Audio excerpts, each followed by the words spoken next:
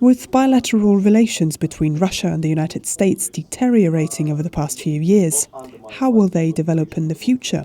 This is a question experts have asked at a recent Black Coffee Morning event at our London offices.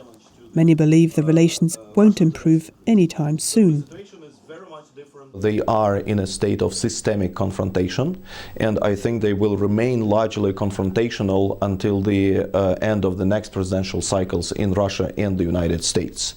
But at the same time, we have to cooperate. We have immediate and burning necessity to cooperate on two things.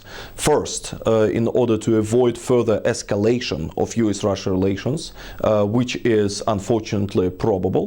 And secondly, we need to cooperate on the common challenges and threats, a globalization-related one, Middle Eastern-related one that we are facing. So in terms of avoiding escalation, I think we have to make sure that we implement Minsk Agreement and declare Minsk Agreements implemented by the end of this year, because otherwise the next administration that will come to Washington will be tempted to make some destabilizing and provocative steps, such as sending lethal weapons to Ukraine, which will result in the renewal of escalation. Moreover, if we do not achieve ceasefire in Syria and political resolution this year, it is very likely that Turkey and Saudi Arabia will start land operations in this country, which might very quickly result to an outright Russian, Turkish and Russian Saudi war, which with detrimental consequences for international stability. The upcoming US elections at the end of the year and the change in president will have an impact. Hillary Clinton and Donald Trump are the frontrunners, and each brings with them distinct implications. If Trump wins, which I think is a very improbable scenario, then the US policy will be simply unpredictable. We do not know what are foreign policy instincts of Trump.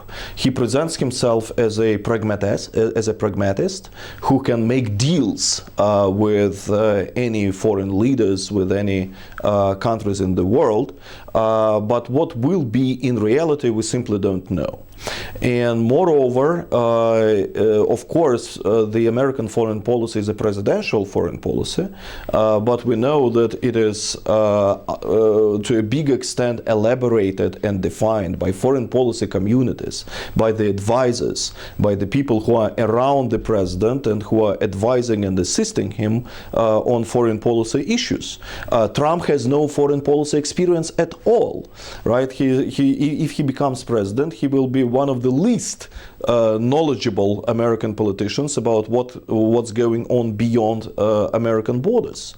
Thus, of course, he will be hugely dependent on the advisors and foreign policy community, but unfortunately, there is a consensus, again, in the American foreign policy community, both in Republican and Democratic, that there can be no normal relations with Russia and no comeback to cooperative-based relations with Russia as long as Vladimir Putin remains the Russian president.